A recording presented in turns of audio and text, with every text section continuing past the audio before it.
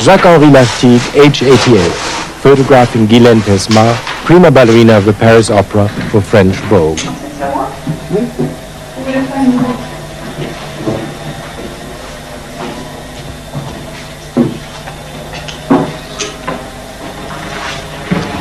Je me sens pas.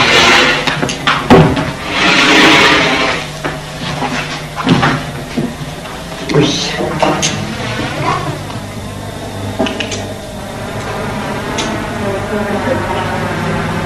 Lartigue took his first photograph in 1901 at the age of 7.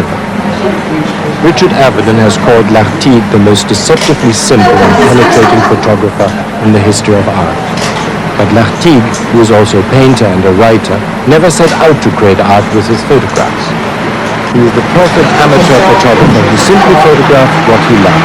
His school friends, the first aeroplanes and cars, the elegance of the pre-war years, and the praises of the time. For 80 years he has filled album after album with his pictures. They are now held at the Museum of the Grand Palais in Paris. They are a diary of a century, a record of a time now gone forever, but preserved through the perception of a man whose sole aim was to capture the most enchanting moments of his life.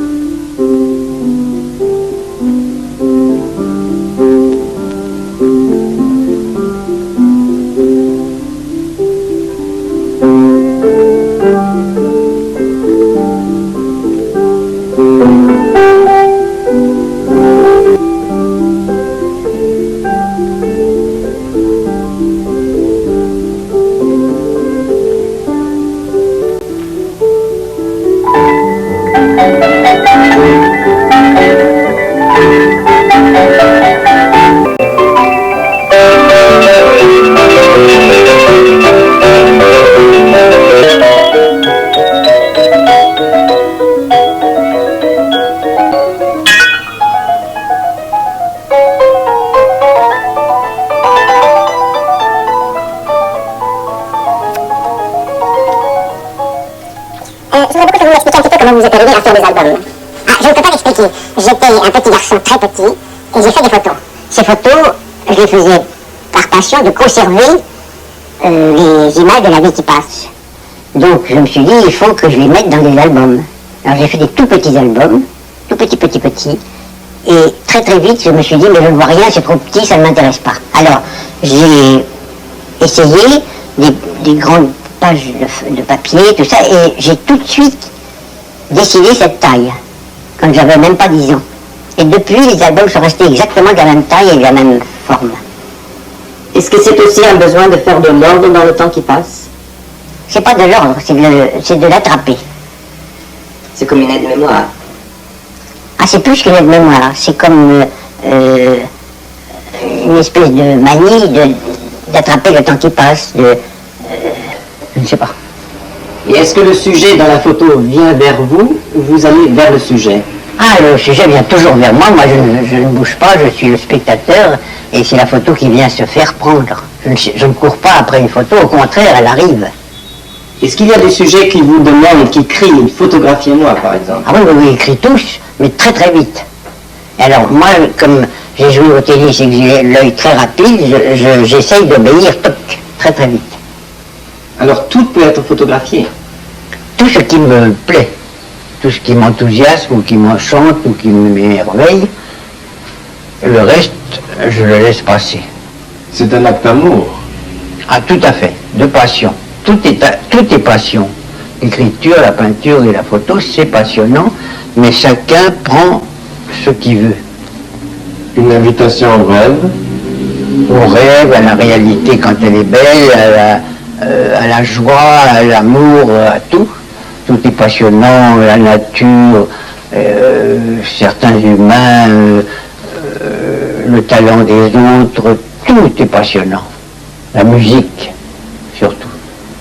Mais cet enthousiasme pour des choses, ce bonheur qui est presque un cliché, on parle du bonheur, on parle de Lartigue, vous êtes né avec ou c'est quelque chose que vous avez appris?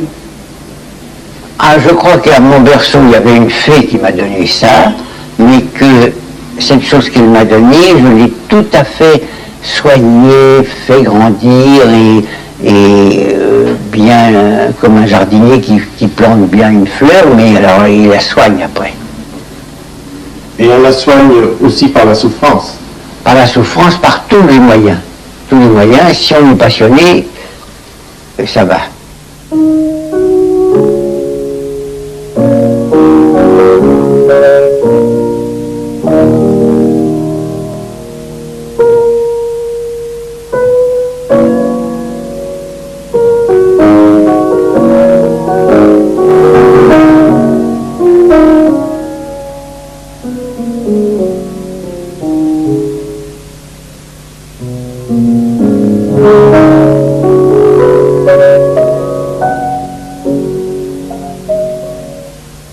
Ça c'est au bois, les femmes geôliers à la mode qui allaient tous les matins à midi au bois. Alors on se rencontrait, elles montraient leur nouvelle robe tous les matins. Ça m'amusait beaucoup. Et alors quand j'avais fini de travailler, je me dépêchais en courant d'aller au bois tous les matins à midi. Et j'admire beaucoup les couturiers, ils ont beaucoup de talent, enfin. Et ça m'intéressait beaucoup la mode, les nouveaux chapeaux. Mais enfin, c'était surtout parce qu'elles étaient, elles, jolies et à voir. Vous avez fait comment? Je m'excuse, mesdames, vous permettez que je prenne votre... Ah non, pas du tout. Alors ça, je ne m'excusais pas du tout. Non. Elles arrivaient de loin, je me disais, oh, celles-là sont drôles, elles sont bien, et j'étais assis sur une chaise, je me levais, toc. Et mon appareil, à ce moment-là, était très bruyant. Et alors, quand elles étaient seules, en général, elles souriaient. Mais quand il y avait un monsieur avec elles, il était furieux. Mais comme moi j'étais très jeune, je me disais, bon, ça m'ennuie qu'il soit furieux, mais la photo me reste. C'est la seule chose qui compte. Et alors, vous savez que au bois, quand on marchait, il fallait toujours se saluer. Chaque fois qu'on se rencontrait, qu'on se connaissait, on se saluait. Alors, comme ils allaient à droite, à gauche, ils se saluaient tout le temps. Je pensais que c'était en semaine le matin au bois, ça. Tous les matins, elles étaient aussi bien que ça. Elles se baladaient uniquement pour montrer ses robes? Ah oui. Pour se rencontrer, montrer ses robes et ses chapeaux.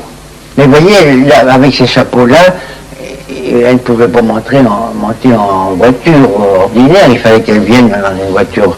Les voitures étaient très hautes, les chevaux, les voitures. Et elles ont vu de temps en temps les photos après? Il y en a une qui m'a demandé même de la porter chez elle. Mais comme j'étais très timide, j'étais affolé, parce qu'elle était très connue, c'était une grande danseuse, Regina Badet. Elle m'avait peur, parce que j'étais tout petit. À 17 ans, j'étais beaucoup plus petit que maintenant. Et je me dis, ça va pas, et j'ai envoyé mon frère lui porter. Cette photo-là, avec la femme avec les deux chiens, est une photo très célèbre. Pourquoi, vous croyez? Ah mais ça, il faut demander aux gens, au public et aux collectionneurs, pourquoi il y en a qui sont célèbres. Par exemple, moi je crois que celle-là est aussi bien, celle-là peut-être me rappelle plus que cette fille était jolie.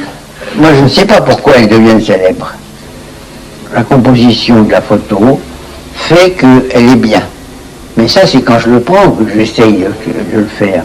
Par exemple, là, j'essaye que la voiture soit là et pas derrière elle, etc. Pour rentrer, vous le développez où? À la maison. J'avais une petite chambre noire et je développais ça à la maison. Est-ce qu'il y a un moment décisif pour prendre une photo? Ah, il y a un moment absolument décisif, mais qui est un centième de seconde.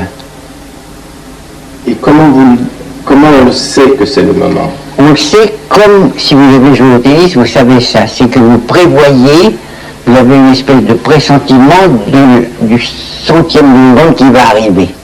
Avant.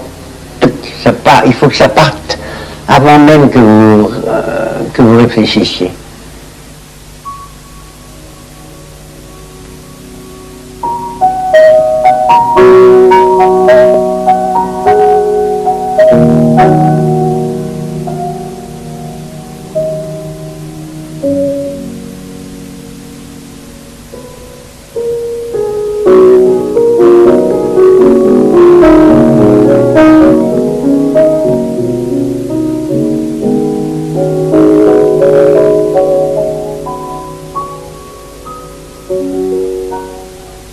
Qu'est-ce qui est arrivé aujourd'hui? Pourquoi on ne voit plus ce style, cette élégance, cette tenue des gens?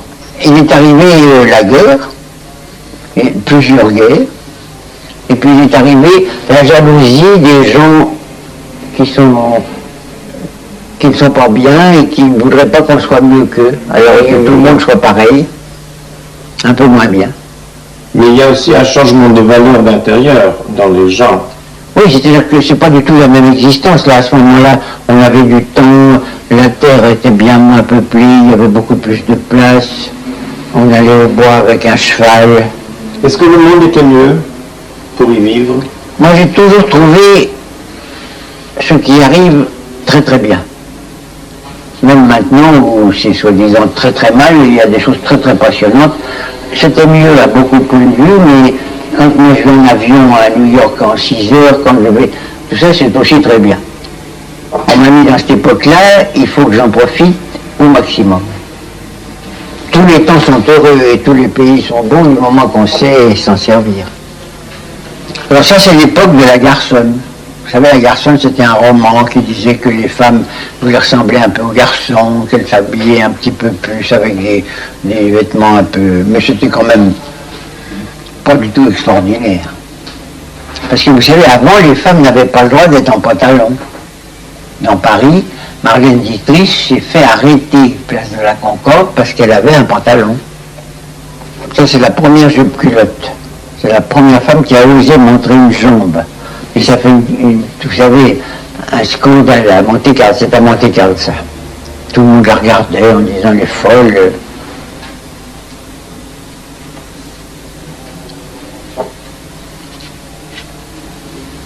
Mais au fait, c'est un album de famille, vraiment. Non, c'est mon album. C'est pour ma famille, c'est moi. C'est l'album de mes photos. De tout ce qui m'intéressait, de tout ce que j'aimais et tout ça. Vous voyez comment on s'habillait pour aller en voiture, c'est-à-dire qu'il n'y avait ni capote, ni pare-brise, ni rien, alors il fallait être très très bien habillé pour y aller.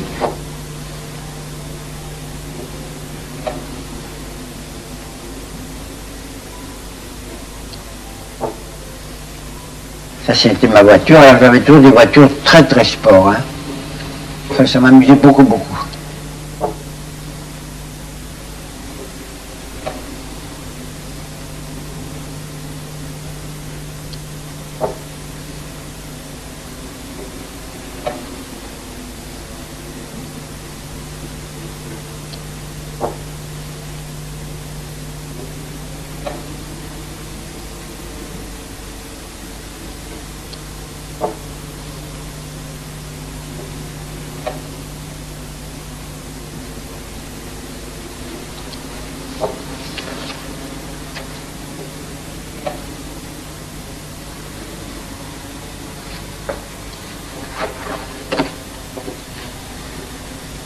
Et ça, c'est la poésie un peu de Proust. Vous voyez, j'avais appelé cette photo Proust. Mais vous parlez de Proust parce que ça me fait très souvent penser que les photos, vous vous servez des photos un petit peu comme Proust se servait de la Madeleine, comme une fenêtre en absolu. Moi, je voudrais bien, mais vous savez, moi j'adore Proust et je voudrais bien faire un tout petit peu. Oui, c'est ce qui peut me faire le plus plaisir. Et c'est pour ça qu'on le fait. Sans le vouloir, c'est pour ça. C'est pour essayer de continuer un peu à vivre. Enfin, c'est pour essayer. Il faut être modeste peut-être pour arriver à ce bonheur. Ah, je ne sais pas s'il faut être modeste, mais je sais que je suis modeste parce que je déteste les gens qui ne le sont pas. Vos photos sont très souvent très émouvantes, mais vous évitez un petit peu la photo tragique. Ah non, non, non, non. C'est-à-dire que c'est pas la photo tragique que j'évite, c'est les moments tragiques que je n'aime pas conserver dans ma mémoire non plus. Photos, mémoire et tout ça, j'essaye de ne pas les conserver parce qu'ils me font mal et que ça m'est désagréable. Mais sinon, pendant la guerre, la libération de Paris, j'ai fait quand même des photos qui sont pas très... qui sont un peu tragiques.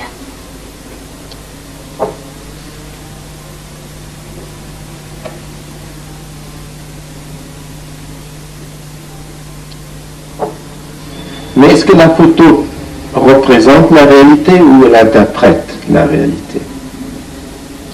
Elle représente la réalité des tailles, mais elle interprète parce que la réalité est toujours trop insaisissable et trop belle. On ne peut pas.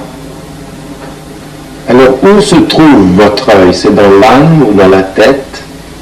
Dans le ventre et dans le cœur.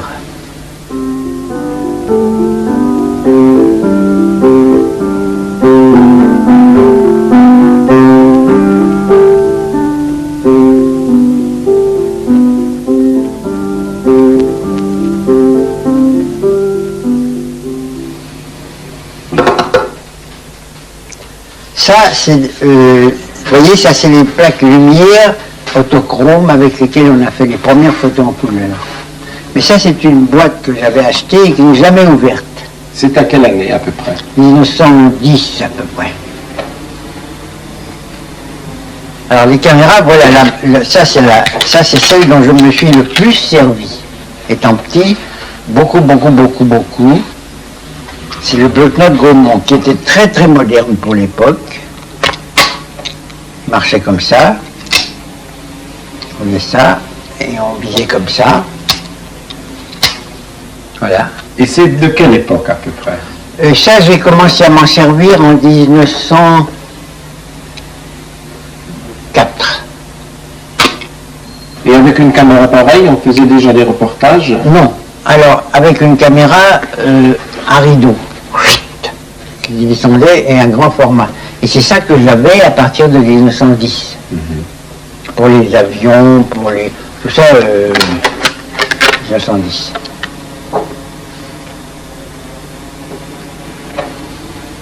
Et cela, c'était les... Cela Ça, c'est un film, oui. Ça, c'est Kodak, c'est pour quand on voulait faire en voyage. J'avais ça pour faire des paysages, des grands trucs comme ça.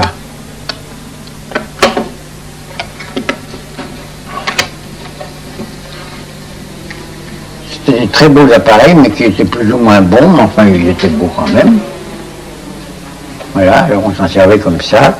On regardait là-dedans. Voilà. Voici le viseur. Ouais, ça se fait que je me souviens plus du tout. On visait là-dedans, mais je ne me rappelle plus comment. Et puis alors on faisait la photo ici.